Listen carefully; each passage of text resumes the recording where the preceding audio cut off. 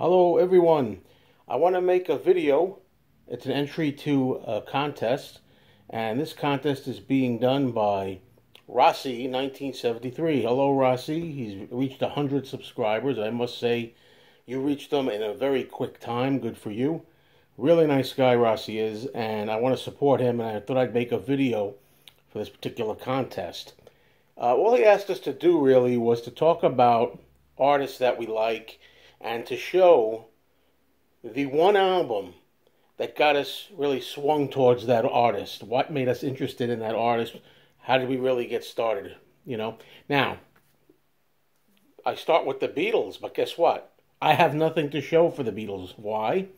Because I always seemed to like the Beatles from when I was 3, 4, 5 years old and up. And I can't remember for the life of me what was the one particular album that did it. I just think I heard all the music and I watched the Saturday morning cartoon show of the Beatles in the 60s, and that's what really made me a fan at an early age. So I don't have one album that turned the trick for me with that. But I selected a few artists here, artists I went on to like just about anything pretty much that they did, more or less. And I could have actually found more artists, but I didn't want to put too many. So I started with these.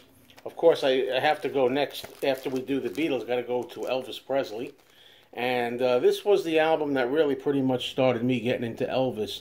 This was an album that came out, I'm gonna say 1976, 74, 5 or 6. I'm not really sure. I'm gonna say 76. That's my first guess. Anyway, my mom was kind of an Elvis fan, and this was a television album. An album that you ordered through a TV commercial, and this had a lot of Elvis's biggest songs on it, and she played this around the house. And this was probably my first time where I really started to realize, hey, I like this music, I like this guy. I didn't become a real Elvis fanatic until a number of years after this, but I became a fan of Elvis and enjoyed his music when this album was played around the house by my mother. So that's what really did it for me and ignited Elvis. Okay, then my sister. I talk about this album a lot. I wish I could come up with some new stuff when contests like this come up or video requests. But my sister, my younger sister, was always into newer stuff. And at the time, she was playing this album constantly, Fleetwood Mac, Rumors. And, well, every song on here was a winner. And as I often tell, whenever I tell this story, it's the first album that I recall hearing when I was a young teenager, thinking to myself, wow, so you're telling me there are other groups that have consistent albums where every song is good, like the Beatles? This is the first album I remember thinking that for. So I became a Fleetwood Mac fan. Yep, this is Buckingham Nicks. Stevie Nicks, Lindsey Buckingham, kind of joining, the old Fleetwood Mac. And that's what made me a fan. Now, a lot of these stories will be familiar to a lot of people watching my videos. But I had a friend who was a real Bob Dylan fanatic, and he used to try to get me heavily into Dylan, and he'd play album after album, and it took a lot for me to get into Dylan, but finally it clicked, and I became a Dylan head, and began to like Dylan, began to appreciate his lyrics, began to appreciate his sense of humor, and even his voice after a while. It took a while to get into the voice, but once I appreciated the lyrics, the stories he told, the crazy words he was putting together, then the voice followed suit, and I began to like the voice too. But this was the album, strangely enough, that really got to me. I don't know what it was. It's Slow Train Coming, the first, I don't know what you call it, Christian album, religious album by Bob Dylan, and the song Gotta Serve Somebody was a lot of fun. I think Gotta Serve Somebody really got me into it. But right around this time, I was also getting heavily into the freewheeling Bob Dylan, and I was also getting into Highway 61 Revisited. So those three albums, Freewheeling, Highway 61, and this one, really got me going. But I remember playing, Slow Train Coming kind of a lot back then. So that's just really the one that sealed the deal for me with Bob Dylan.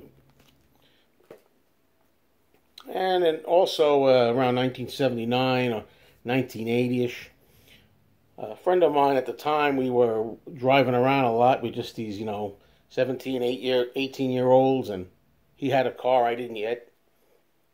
He also had a little 8-track tape player, nothing really extravagant, just a little box. And we played 8-tracks in the car, and this is one that we often went to a lot. It was Blondie's latest album, Eat to the Beat. And I always show this album. Yep, I sure do. Love every song on this album.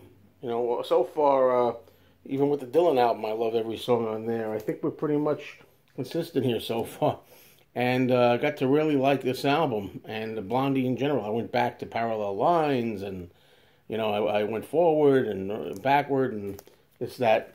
And I just thought I'd show this. I picked this up at a flea market. It's something I stuck in here. It's a Blondie fan club, you know, certificate.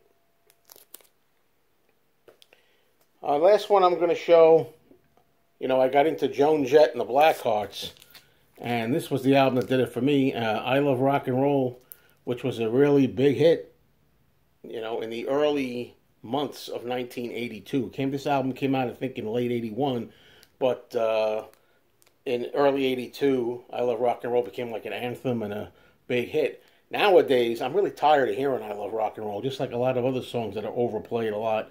But back then, I really, really dug this, and I remember thinking the name was so cool. I just thought, wow, she sounds so rocking on this, and so tough and so real on this. I said, I wonder what, and the name is so cool, Joan Jett. How cool is that? Such a cool name. I said, I wonder what she looks like. And then I saw this on the shelves, and I said, oh man, you know, I got a thing for dark hair. I had a thing for shag haircuts. You know, I mean, this sealed the deal once I saw her, but, you know, then I went on and I just became a real fan of all her music. And I listened to this album consistently all the way through. And the same with just about all Joan Jett's album. I listened to those albums all the way through. Anyway, so that's it. I hope you folks out there will think about maybe making a video to support Rossi1973. Check out his channel. He's already got 120-something subscribers. He's gone over the 100. And Rossi, you're the best. Good luck to you, man.